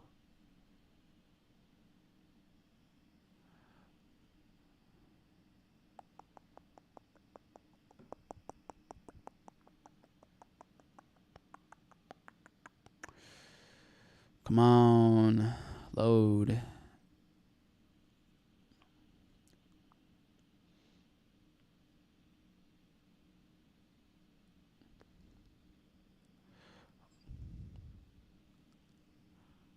Where is it?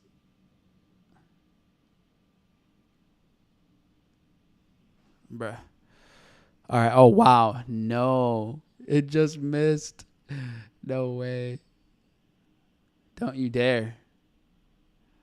The audacity would be crazy, right?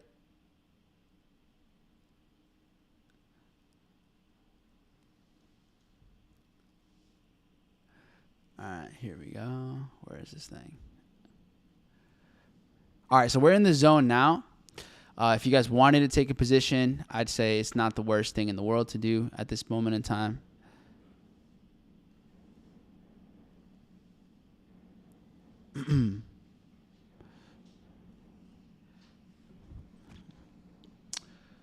Sweet.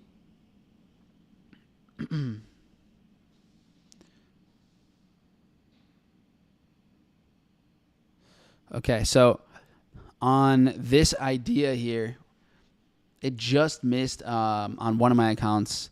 And then if it pulls back on the other, I think I'm just going to manually execute here. Right around here. Because now this swept that low. This might just want to run. So I am going to just market execution this bad boy here. Hold on. That's not what I meant to do. That's what I meant to do. Okay, here we go. So, let's see how it goes. Entonces, chicos, yo compré aquí. Yo acabo de activar mi idea desde esta zona. Only reason I did that just because since we swept that low, I'm like, are we gonna just run now? So, you know, I just had dropped my lot size slightly and then took a position. But look, it's coming right back down. So this gives you the shot. I'm in this one now. So now my entry is closer to here. Right around there. So market execution. It's off the open. We have a lot of imbalance that we could come back to fill. I don't necessarily need a ton of a big trade here. Since we're going against so much momentum, gonna shoot for 2.5-ish R. If you kept the original order, I think we're about a few points out still. So that's up to, that's all your call, guys. But let's see what the market wants to give us.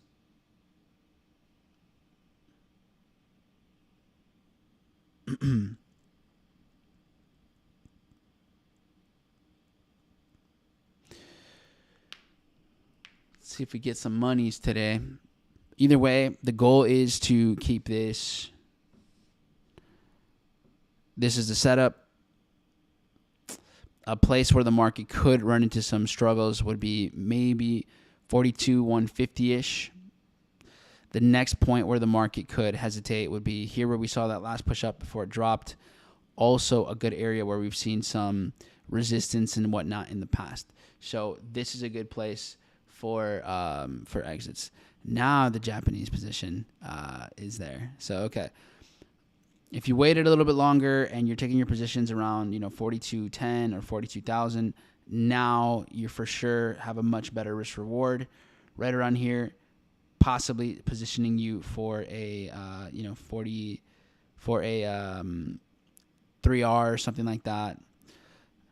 Let's see how this bad boy sets up. We've done the full-blown retracement on this setup, though.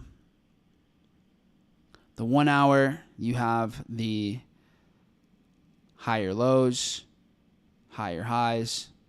So will we see here some, will it sustain itself from the zone, or is it going to look for lower positions over here?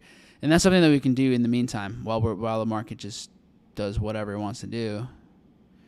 We can go check out what happened on the lower time frames when the market originally did its move over here. So originally we see the market sweep quite a bit of liquidity, push down, work its way higher, another pullback, and continue. So is there motive for price to go even lower again?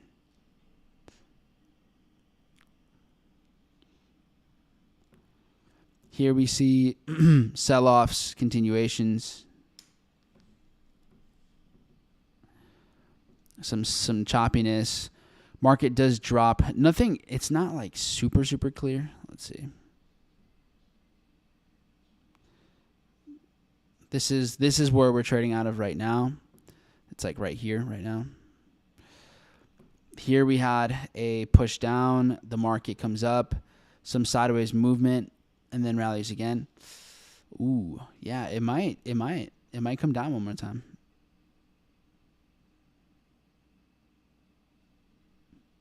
Could come back down to here. Take a play out of this. It's possible. I can see it.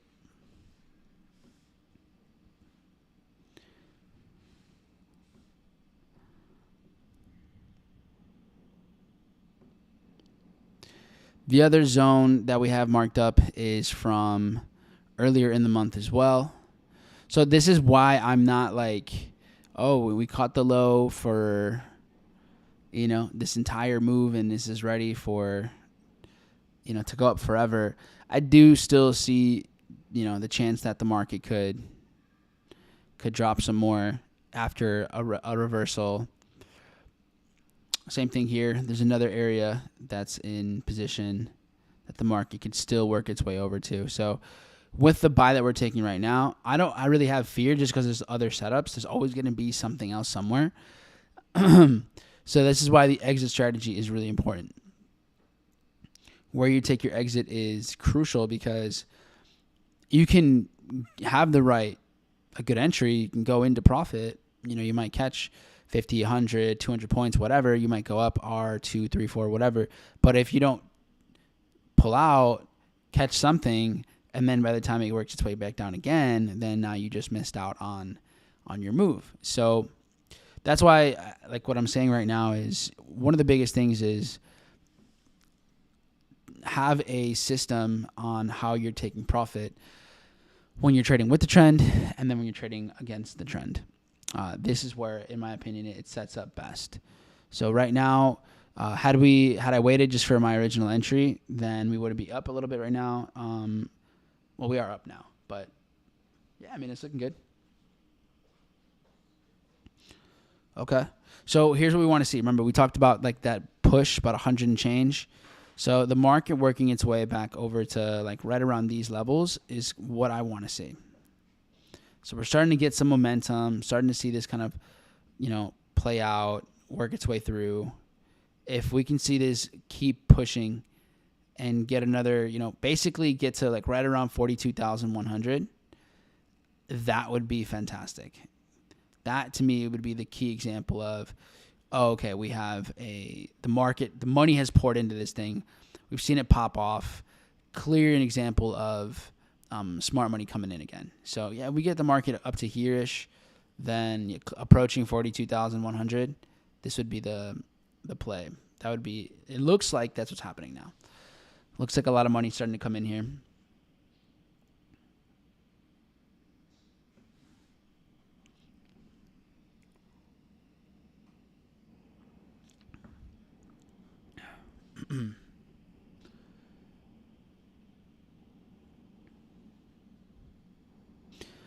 And this is the start of the hour. So what's interesting is look at how this 15-minute candle is starting to form. Curious to see what this will look like later on. And let's look at the 1 hour here. And what we're going to do is now we're going to compare this to something like NASDAQ. NASDAQ here. Here's Dow. Here's NAS. Way under. Very good liquidity sweep. Solid.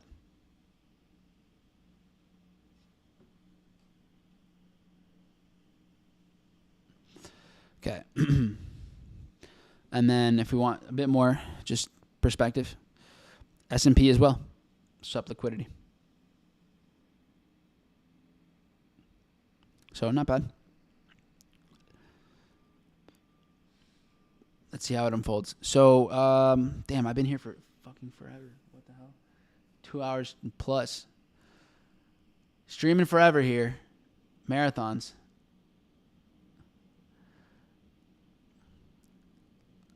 Yeah. And I totally forgot to tell you guys I was even going to go live. So shout out to y'all that just hopped on. You're like, oh, shit. He's still live. Or he's live.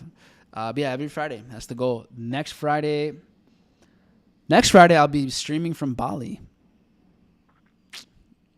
Yes, sir. Streaming from Bali next Friday. So that'll be, I think, like 8 p.m. my time or something. Something like that. I have to double check. But yeah, since it'll be at night, I'll be live. I should be live. I'll let y'all know. But I'm pretty sure I'll be live for that. Let's see. Mondays. I don't know if I'll do the market outlook because, wait, hold on. That's this Monday. Am I still going to be here? Where am I going to be? I will. Yeah, I'll be here still. Or in San Francisco. I'll be here. So I will do Mondays, and then next Friday we should be keeping them steady. I'll keep you guys posted. But, yeah, let's see how this one rolls through. I mean, I could stay here for a little bit longer. I don't know how much longer it's going to take for this to just pump or not. Oftentimes, like on that 15-minute mark, we kind of see that shift in momentum. Volume loves to kick in for whatever reason, whether it's for us or against us. But we'll see that play out. Are any of your days travel days next week? I think Wednesday, for sure. Wednesday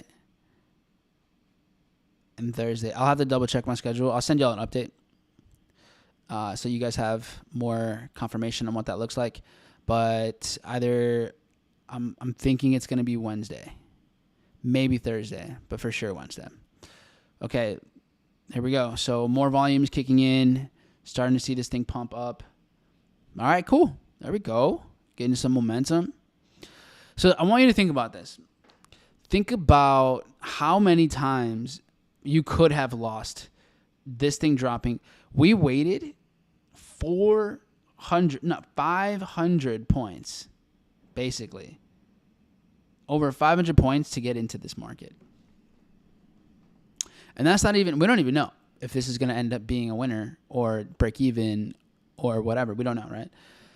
But the amount of patience that it took, the amount of just ability to not give in to your impulses. So you do want to, I want you guys to think about that. Like, shout out to you guys. You really did that.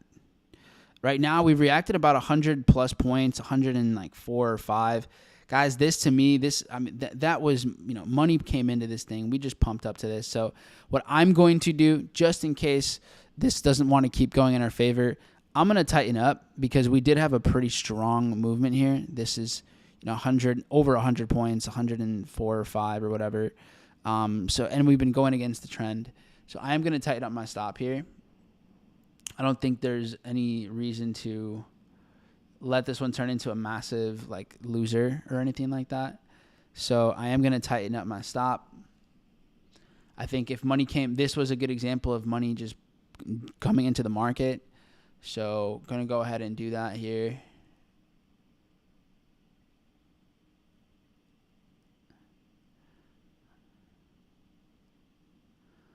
Where is this option? Can't see my position.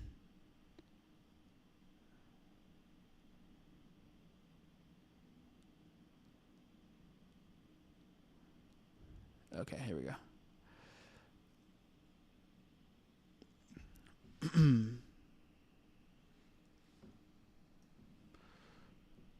41.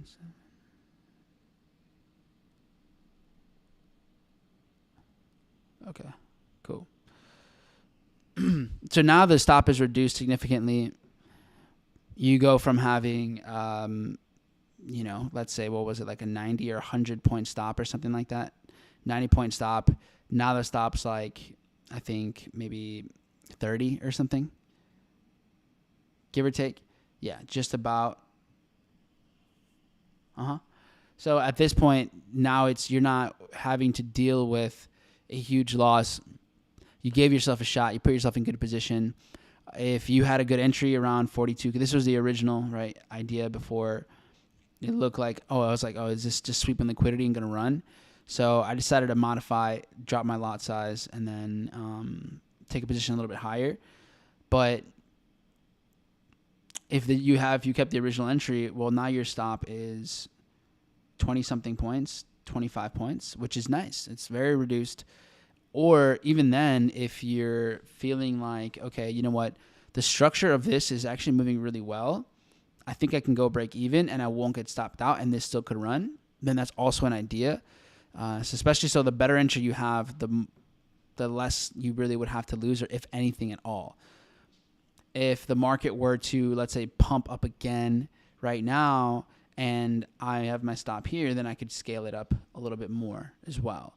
So it all comes down to how the market progresses, but I like to follow structure, especially when it's efficient structure, to then manage my stop and just at least eliminate how much of a loss I would take, if anything at all.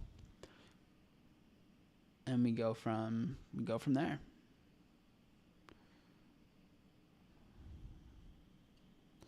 Let's see if this wants to give us a shot and break through. But you see how we had kind of this big, where this was that news event, right? That big move up and then it dropped. This right around here is not a bad place for an exit by any means. And that would be for NAS, like right there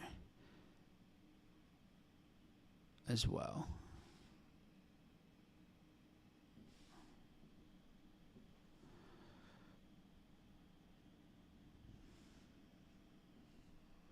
Chicos, ¿quién aquí conmigo? ¿Quién está dentro en la compra?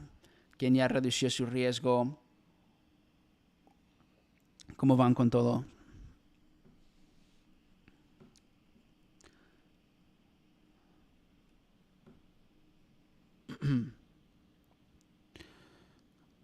Okay, so let's see here. Where was this thing?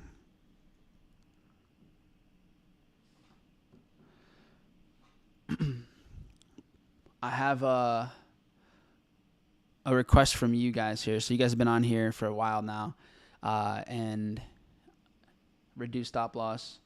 Recién si toca la alarma ver aquí, Mike, o le bajo el riesgo al último bajo. Pues ya, pues depende de tu plan. Yo voy reduciendo y si sigue estructura voy a ir ajustando.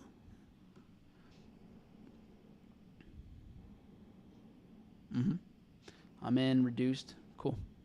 So yeah, and I think a lot of the value, because for whatever reason Fridays have been madness here, but learning how to operate, learning how to manage, learning how to maneuver through your own thoughts, your own emotions, like that is so, and it's like the hardest thing that someone can learn, because it has to be done through experience, it has to be done through modeling, right? So I think that's why I love kind of doing these, is that you guys can kind of see that perspective, that angle.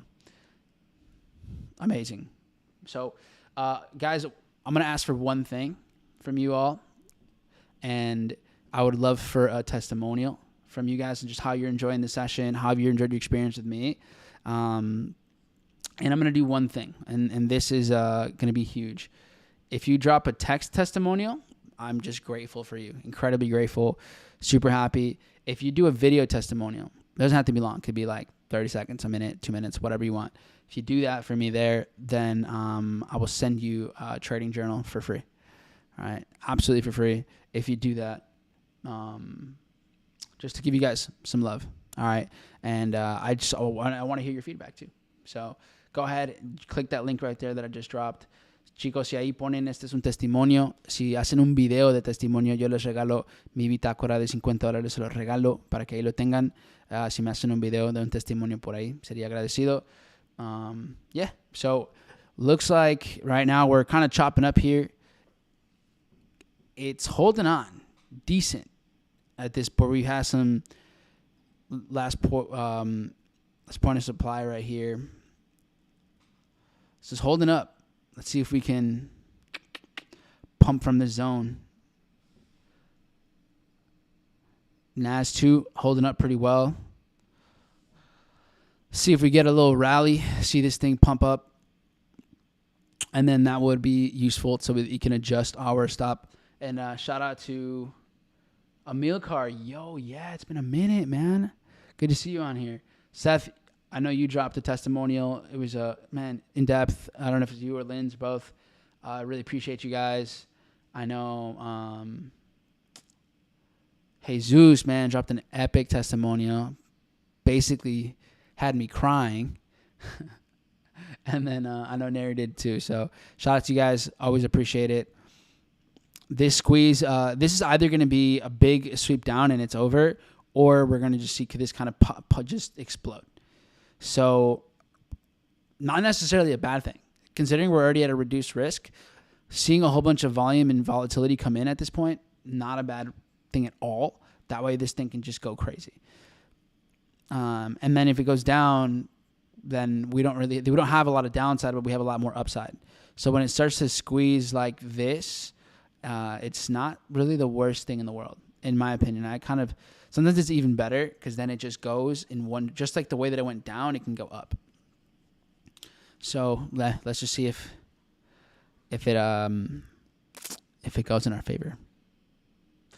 Cool. Well, guys, at this point, you guys are either reduced risk or break even.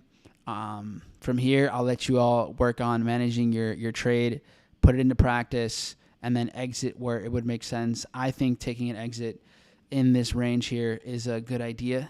This is where you saw another move up before it went down. So 42, 230 and above is a great place.